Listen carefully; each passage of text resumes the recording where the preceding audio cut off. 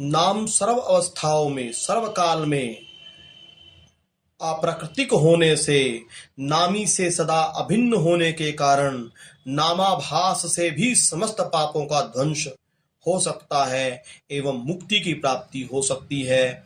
अजामिल ही इस बात का साक्षी है। वस्तुतः नाम एवं नामाभास स्वरूपतः एक ही वस्तु है। जब वह नामी को प्रकाश करता है तब उसे नाम कहते हैं, और जब नामी को छोड़कर अन्य अन्य वस्तुओं को प्रकाश करता है तब उसे नामाभास कहते हैं। अर्थात नाम जप करते समय अन्य अन्य वस्तुओं का यदि चिंतन हो रहा है तो उसको नामाभास कहते हैं, और नामी का चिंतन करते हुए यदि नाम हो रहा है तो उसको नाम कहते हैं। अन्य वस्तुओं का चिंतन करते समय भी यदि कोई नाम जप कर रहा है तो भी नाम की शक्ति विनिष्ट नहीं होती है। अजामिल ने अपने पुत्र को नारायण कहकर पुकारा था। भगवान नारायण उसका लक्ष्य नहीं थे, किंतु उसी नामाभास से उसके समस्त पाप दूर हो गए एवं उसे क्रमशः भगवत धाम की प्राप्ति हो गई। कुछ साल उसने भक्ति की और अंततः उसे भगवत धाम की प्राप्ति हो गई। ये एक नाम की असाधारण कृपा है। नामी की भांति नाम पूर्ण है, इसलिए नाम संकीर्तन की पूर्णता के साधन का कुछ प्रयोजन नहीं है।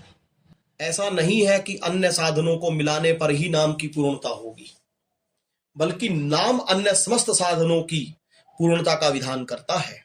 भागवत में कहा गया, सर्वक्रोति निश्छिद्रम नाम संकीर्तनम। किसी साधन आचरण में मंत्र के स्वर भंश हो जाने से, तंत्र में विपर्य आदि के द्वारा एवं देश काल पात्र एवं वस्तु में अशुद्धि के द्वारा, दक्षिणा आदि के द्वारा जो भी छिद्र रह जाते हैं, जो भी कमी रह जाती है या अंग हानि रह जाती है, वह समस्त नाम संकीर्तन के द्वारा ही पूर्णता को प्राप्त करती है। स्कंद पुराण में भी कहा गया कि तपस्या, यज्ञ एवं अन्य अन्य क्रियाओं की भी श्री भगवान नाम का स्मरण एवं कीर्तन ही पूर्णता विधान करता है। यहां तक कि नवदा भक्ति भी नाम से पूर्ण होती है। समस्त वेदों से श्री नाम का महात्म्य अधिक है। इसका वर्णन करते हुए हरि भक्ति विलास में कहा गया, ऋंग वेदो हि यजुर्वेदः साम वेदोऽप्यर्थवर्णः अधीतास्तेन येनोक्तम हरिरित्यक्षरद्वयम्। हरि इन दो अक्षरों का जो उच्चारण करता है उसके द्वारा ऋग्वेद, यजुर्वेद, सामवेद, अथर्ववेद इन चारों वेदों का पाठ हो जाता है। स्कंद पुराण में पार्वती जी ने कहा, माँ ऋचो माँ यजुस्तात माँ साम पठ किंचन गोविंदेति हरेर नाम गेयम गायस्व नित्यशः। हे वत्स, तू रिंग, यजुर एवं सामवेद का पाठ मत कर। हरि का गोविंद नाम गान करने योग्य है। तू नित्य उस गोविंद नाम का ही गान कर। पद्म पुराण में कहा गया, विष्णोरेक नामापि सर्ववेदोधिकम मतम। श्री कृष्ण का एक नाम भी समस्त वेदों से अधिक महात्म्य युक्त है। सब तीर्थों से भी नाम का महात्म्य अधिक है। स्कंद पुराण में कहा गया, कुरुक्षेत्रेण किम तस्य किम काश्या पुष्करेण वा जिह्वाग्रे वसते यस्य हरिरित्यक्षरद्वयम्। जिसकी जिह्वा पर हरि ये दो अक्षर विद्यमान है, उसे फिर कुरुक्षेत्र से क्या प्रयोजन, काशी एवं पुष्कर तीर्थ जाने से क्या लाभ। वामन पुराण में कहा गया, तीर्थ कोटि सहस्त्राणि तीर्थ कोटि शतानि च तानि सर्वाण्यवापनोति विष्णोर नाम अनुकीर्तनात्। शत कोटि तीर्थ कहो या सहस्त्र कोटि तीर्थ कहो, श्री कृष्ण नाम संकीर्तन में इन समस्त का फल प्राप्त हो जाता है। विश्वामित्र संहिता में कहा गया, विश्रुतानि बहून्येव तीर्थानि बहुधानि च कोट्यांशेनापि तुल्यानि नाम कीर्तनतो हरे। अनेक प्रकार के एवं अनेक संख्या में तीर्थ सुने जाते हैं, किंतु श्री हरि नाम के संकीर्तन के कोटि अंश के समान भी वे समस्त तीर्थ नहीं है। समस्त सत्कर्मों से भी नाम की महिमा अधिक है। इसके लिए कहा गया, गोकोटि दानम ग्रहणे खगस्य प्रयाग गंगोदका कल्पवासः यज्ञायुतं मेरु स्वर्णदानम गोविंद कीर्तने समम शतांशे। सूर्य ग्रहण के समय कोटि गोदान, प्रयाग में जाकर गंगा जल में कल्पवास, अयुत यज्ञ एवं सुमेरु के समान स्वर्णदान, ये समस्त सत्कर्म श्री गोविंद नाम कीर्तन के शतांश के भी तुल्य नहीं है। बोधायन संहिता में कहा गया, इष्टापूर्तानि कर्माणि सुबहूनि कृतान्यपि भवहेतुनि तान्येव हरेर्नाम तुमुक्तिदम्। अनेक अनेक इष्ट पूर्त कर्मों के कर लेने पर भी वे संसार बंधन के हेतु ही होते हैं। एकमात्र श्री हरिनाम संकीर्तन ही मुक्ति का देने वाला है। अग्निहोत्र, तपस्या, सत्यनिष्ठा, वेदों की आज्ञा पालन, आतिथ्य और विश्व देवगणों के उद्देश्य से यज्ञ अनुष्ठान, इन सबको इष्ट कहते हैं। वापी, कूप, तड़ाग आदि जलाशयों का खुदवाना, देव मंदिरों की प्रतिष्ठा, अन्नदान करना, बगीचे आदि का निर्माण करना, इन सब को पूर्त कहते हैं। तो इन सब का जो फल है उससे भी संसार से मुक्ति नहीं मिलती, और श्री हरिनाम संकीर्तन मुक्ति देने वाला है। फिर स्कंद पुराण में कहा गया, दान व्रत तपस्तीर्थ क्षेत्रादि न च या स्थिताः शक्तयो देव महतां सर्व पाप हरा शुभा राजसूया अश्वमेधानां ज्ञानस्याध्यात्म वस्तुतः आकृष्य हरिणा सर्वा स्थापिता स्वेषु नामषु। दान, व्रत, तपस्या एवं तीर्थ यात्रा में देवताओं व साधुओं की सेवा में सर्व पाप हरण करने की जो समस्त मंगलमयी शक्ति है, राजसु यज्ञ, अश्वमेध यज्ञ में, तत्व ज्ञान में एवं अध्यात्म वस्तु में जो समस्त शक्ति है, उन समस्त शक्तियों को श्री हरि ने अपने नामों में ही स्थापित कर दिया है। नाम भगवान की प्रीति प्रदान करने वाला है, इससे श्री भगवान प्रसन्न होते हैं। वराह पुराण में कहा गया, वासुदेवस्य संकीर्त्या सुरापो व्याधितो अपीवा मुक्तो जायते नियतम महाविष्णु प्रसीदति नाम संकीर्तनम विष्णु सुदृष्ट प्रस्खलितादिषु यह करोति महाभाग तस्य तुष्यति केशवः। सुरापान करने वाला व व्याधिग्रस्त व्यक्ति भी यदि श्रद्धा से श्री नाम संकीर्तन करे तो श्री भगवान उस पर अति प्रसन्न होते हैं एवं वह व्यक्ति मुक्ति को प्राप्त करता है। क्षुधा, तृष्णा आदि द्वारा पीड़ित होकर भी या विवश होकर भी यदि श्री नाम संकीर्तन कोई व्यक्ति करता है तो उस महाभाग पुरुष पर केशव अति प्रसन्न होते हैं। नाम में नामी को वशीभूत करने की शक्ति है। नामी को नाम इतना प्रिय है कि नाम सुनकर वे इतने प्रसन्न होते हैं कि नाम ग्रहणकारी के वशीभूत हो जाते हैं।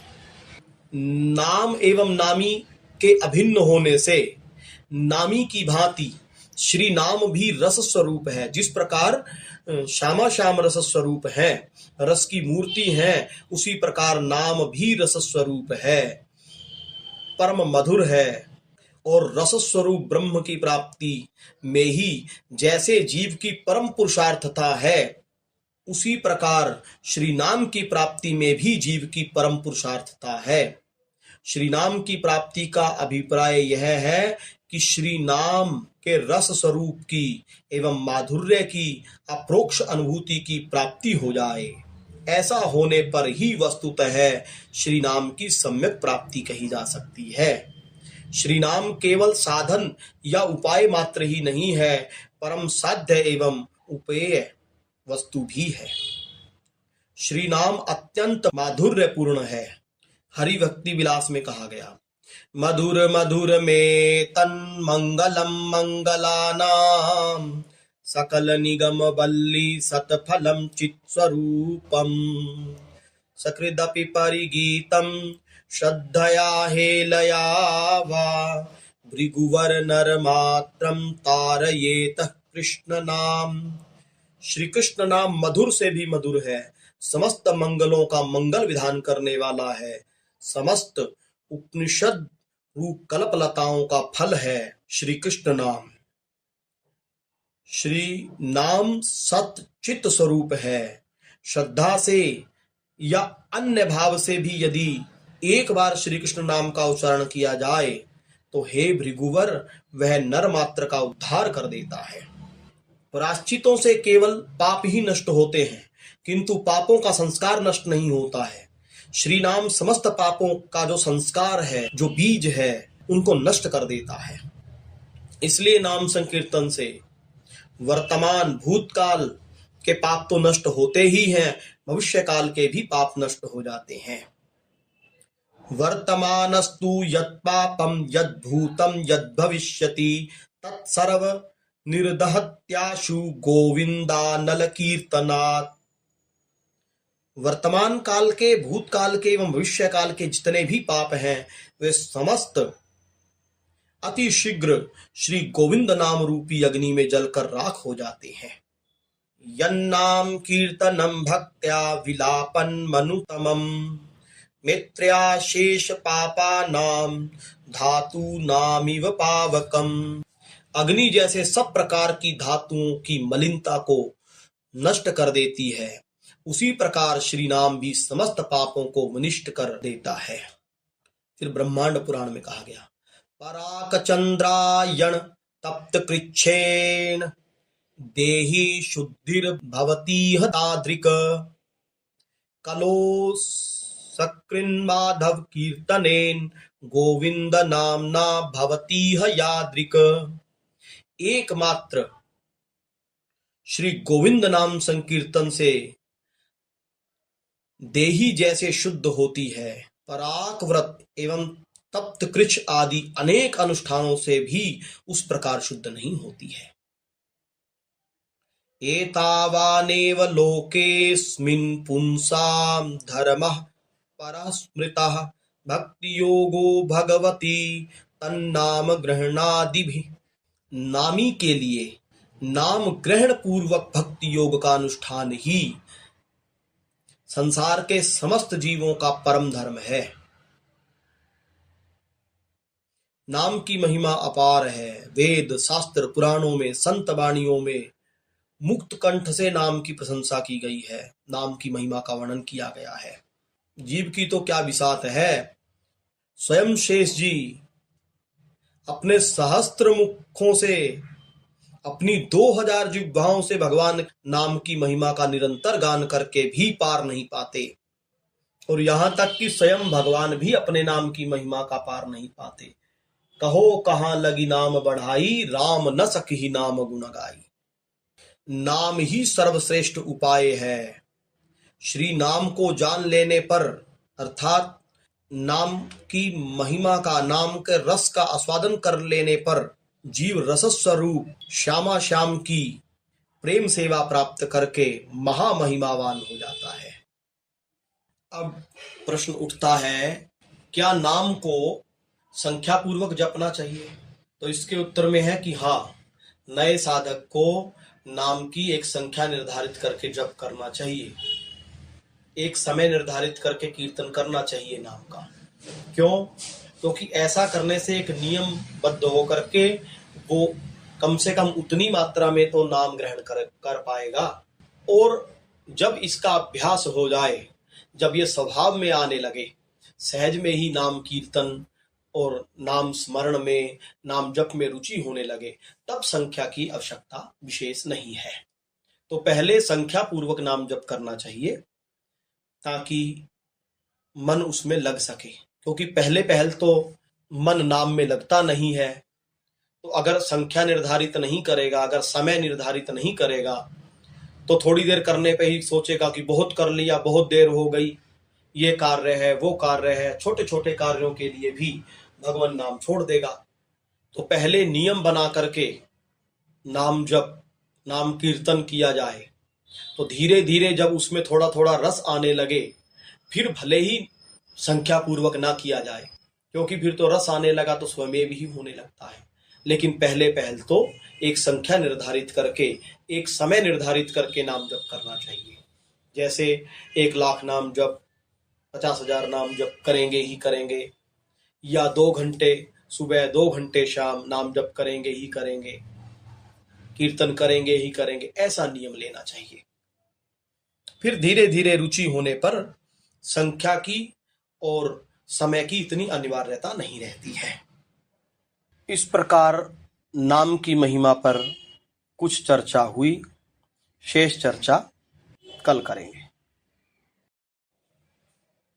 जय राधे जय राधे राधे, जय राधे जय श्री राधे, जय राधे जय राधे राधे, जय राधे जय श्री राधे।